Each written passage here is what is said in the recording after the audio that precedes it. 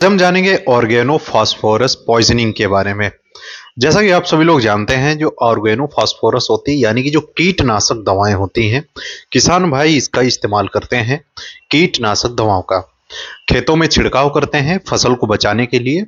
कीटनाशक का मतलब होता है जो ऑर्गेनिजम्स होते हैं या फिर जो कीट होते हैं, कीट पतंगे होते हैं, कीड़े मकोड़े होते हैं, उनको किल करने के लिए और अपनी फसल को बचाने के लिए इसका इस्तेमाल किया जाता है। जैसे कि आपने देखा होगा, गेहूं इकट्ठा किए जाते हैं। जब भी फसल आती है घर पे, गेहूं इकट्ठा किया जाता है तो उसमें कुछ दवाएं डाल दी जाती हैं जिससे कि उसमें कीड़े ना लगें और फसल बर्बाद ना हो। तो इसलिए इसका इस्तेमाल किया जाता है गेहूं को बचाने के लिए। और भी कई सारी चीजें होती हैं, तो कीटनाशक दवाओं का इस्तेमाल किया जाता है। लेकिन कई बार क्या होता है, इसकी पॉइजनिंग हो जाती है। पॉइजनिंग का मीनिंग क्या है? पॉइजनिंग यानी कि पॉइजन यानी कि जहर। इनका मतलब होता है अगर उसका इंजेक्ट हो गया है बॉडी में और इससे प्रॉब्लम होने लगती है तो इसी को पॉइजनिंग कहते हैं। किसी भी केमिकल जो सब्सटेंस होता है हमारी बॉडी में जाता है और वो नुकसान पहुंचाता है तो इसी कंडीशन को पॉइजनिंग बोला जाता है। किसी भी तरह का केमिकल हो सकता है, वो सल्फास हो सकती है, ऑर्गेनोफॉस्फेट्स जो होते हैं कीटनाशक वो हो सकते हैं, फिनाइल हो सकता है, और भी कई सारी कीटनाशक दवाएं होती हैं। हार्पिक होता है, वो भी एक तरह का केमिकल ही है। अगर कोई दवा है, मेडिसिन है, अगर उसका साइड इफेक्ट हो रहा है या फिर ओवरडोज हो रहा है तो उसकी भी पॉइजनिंग हो जाती है। जैसे कि पैरासीटामोल की भी पॉइजनिंग हो जाती है अगर उसका ओवरडोज लिया जाता है। तो किसी भी केमिकल का हमारी बॉडी में नुकसान पहुंचाना, इसी को पॉइजनिंग बोला जाता है।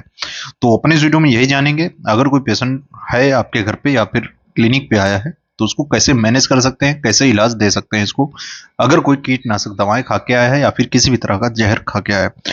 सबसे पहले तो पेशेंट को आपको डायग्नोस करना आना चाहिए। अगर कोई पेशेंट आपके पास आया है और आपको लग रहा है कि वो, कई बार क्या होता है पेशेंट बता सकता है, अगर वो जल्दी ही उसको लेकर आ गए हैं तो पेशेंट खुद बताता है कि मैंने क्या खाया था। कई बार होता है वो अनकॉन्शियस होता है या फिर सेमी कॉन्शियस होता है, वो बताने की हालत में नहीं होता है कि उसने क्या चीज खा ली है जिसकी वजह से प्रॉब्लम हो गई है। और सभी तरह की जो पॉइजनिंग होती है, अलग अलग तरह की पॉइजनिंग होती है, उनका ट्रीटमेंट और मैनेजमेंट भी अलग अलग तरह से होता है, तो पहचानना काफी जरूरी होता है। अगर पेशेंट बता पा रहा है कि उसने क्या लिया है तो इसी के हिसाब से उसका एंटीडोट देते हैं और उसका मैनेजमेंट करते हैं, पेशेंट ठीक हो जाता है। अगर वो नहीं बता पा रहा है, सेमी कॉन्शियस या फिर अनकॉन्शियस है, तो उसके साथ जो रिलेटिव्स आते हैं, घर के लोग या फिर जो तीमारदार होते हैं, उसको पेशेंट को साथ में लेके आते हैं, तो उनसे आप पूछताछ कर सकते हैं, इन्वेस्टिगेशन कर सकते हैं कि इसने किस तरह की चीज ली है और क्यों ली है, क्या रीजन रहा होगा, घर पे क्या क्या सामान रखा है। खेतों में अगर ज्यादातर किसान आते हैं तो आप जान सकते हैं कि उसने कीटनाशक दवा ले रखी होगी। कई बार क्या होता है, जो साथ में आता है पेशेंट के, वो रैपर लेके आता है, शीशी या फिर वो जो पाउच होता है जिसमें मेडिसिन दवा होती है, कीटनाशक, वो साथ में लेके आते हैं। अगर वो रैपर लेके आए तो सबसे अच्छा, अगर नहीं लेके आए हैं तो पेशेंट से आप मंगा सकते हैं, घर जाके वो लेकर आएगा कि इस शीशी से इसने दवा ली है। अगर नहीं जा पाता है, दूर है घर, तो आप व्हाट्सएप पे, फोन पे उसकी फोटो, इमेज मंगा सकते हैं जिसमें लिखा होता है कि इस चीज का इसको रिएक्शन हुआ है और ये केमिकल इसने लिया है, ये मेडिसिन या फिर कीटनाशक ली है। कई बार क्या होता है उस पर एंटीडोट भी लिखा होता है। कई सारी ऐसी दवाएं होती हैं, अगर पॉइजनिंग होती है तो उसमें लिखा भी होता है कि इससे कैसे बचा जा सकता है, इसको कैसे मैनेज करें। तो पूछताछ करने के बाद आपको ट्रीटमेंट स्टार्ट करना है। सबसे पहले तो आपको पेशेंट के सारे वाइटल्स लेने हैं। वाइटल क्या लेने हैं? आपको उसकी पल्स चेक करनी है, पल्स कितनी चल रही है, ऑक्सीजन कितना है, और बीपी कितना है, हार्ट रेट की कंडीशन क्या है, सांस लेने में तो परेशानी नहीं हो रही, ब्रीदिंग प्रॉब्लम तो नहीं है।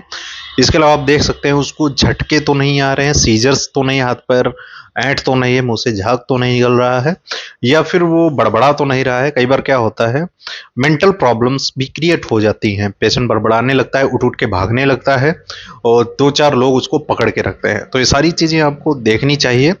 और सबसे अच्छी चीज जो है इसको पहचानने के लिए वो ये है, इसके सिम्टम में इसमें बहुत ही तेज स्मेल आती है। अगर कोई भी कीटनाशक लिया है पेशेंट तो बहुत ही तेज स्मेल आएगी।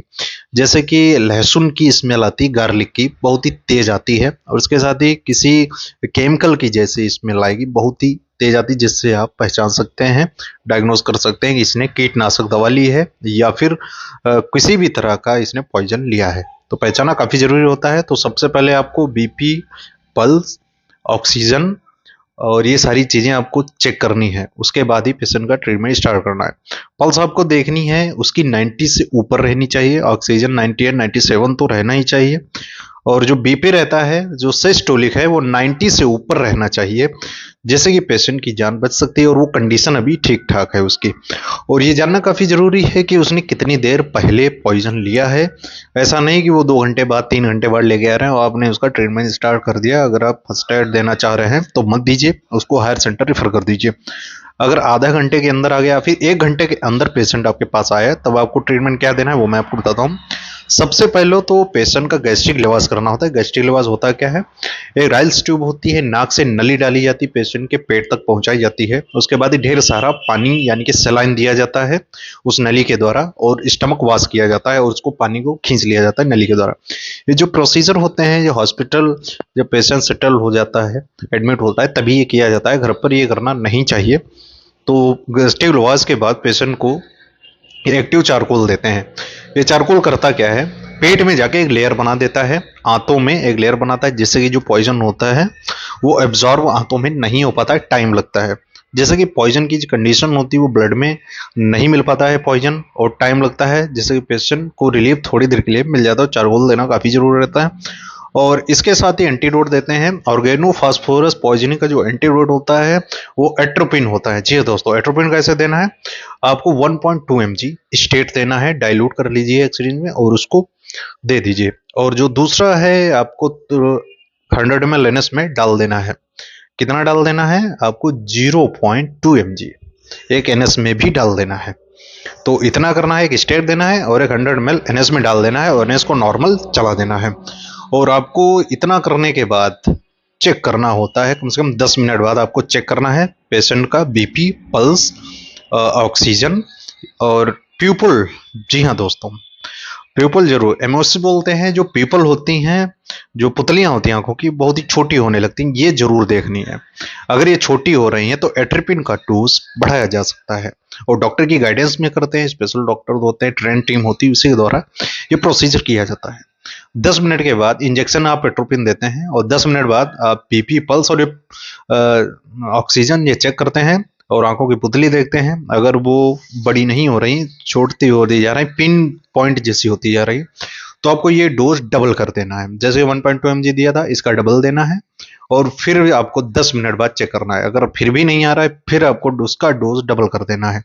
जैसे कि 1.2 दिया था, 2.4 देना है, 3 mg तक मान लीजिए आपने दिया दूसरा डोज। अगर ये नॉर्मल नहीं आ रहा है, पल्स, ऑक्सीजन, बीपी और प्यूपल जो है, वो आंखों की पुतली वो नहीं बड़ी हो रही, तो उसका डबल कर दे, 3 का डबल कर दीजिए, 6 देना है। ये आपको 10-15 मिनट पे करना है, और ये तब तक करना है जब तक ये अपना टारगेट सेट नहीं हो जाता है। प्यूपल डायलेट और बीपी नॉर्मल जब तक नहीं आ जाता है, और जब नॉर्मल आ जाए तो पेशेंट को छोड़ दीजिए और सिम्टोमेटिक ट्रीटमेंट दीजिए। आईवी फ्लूइड्स देना काफ़ी जरूरी रहता है, क्योंकि डिहाइड्रेशन हो जाता है मरीज को। कई बार क्या होता है, बीपी फॉल होने लगता है, तो इसीलिए आईवी फ्लूइड्स देना, आरएल दे सकते हैं, डीएनएस वगैरह आप दे सकते हैं। और इसके साथ ही आपको जो एट्रोपिन है, हर 6 घंटे पर रिपीट भी करना होता है। एक एम्पुल आपको 6 घंटे पर देना है। 24 घंटे में आपको 6 घंटे पर देना है। 18 मतलब 4 बार देना है आपको। एक एम्पुल हर 6 घंटे में 24 घंटे तक देना है, पेशेंट को रिलीफ मिल जाता है। और इतना ट्रीटमेंट के देने के बाद, गैस्ट्रिक लिवास होने के बाद रिलीफ मिल जाता है पेशेंट, लेकिन ऑब्जर्वेशन में रखना होता है, आपको एडमिट पेशेंट को करना होता है, उसकी छुट्टी ना कीजिए जब तक बिल्कुल रिलीफ नहीं मिल जाता है। अगर आप इस प्रॉब्लम दिख रही है, कई बार क्या होता है, गैस्ट्रिक लिवास होने के बाद ट्रीटमेंट देने के बाद पेशेंट को रिलीफ मिल जाता है, लेकिन थोड़ी देर बाद फिर प्रॉब्लम क्रिएट होने लगती है। तो ऐसे पेशेंट को हायर सेंटर तुरंत रेफर कर दीजिए, और सारी कंडीशन पेशेंट को बता देनी चाहिए। तो दोस्तों, आज के लिए इतना ही छोटा सा इन्फॉर्मेटिव वीडियोस था। अगर वीडियो अच्छा लगा इसको लाइक करें, चैनल पर नए सब्सक्राइब जरूर कर लें, बेल आइकन को प्रेस कर लें, जिससे ऐसे इन्फॉर्मेटिव वीडियोस आपको हमेशा मिलते रहेंगे।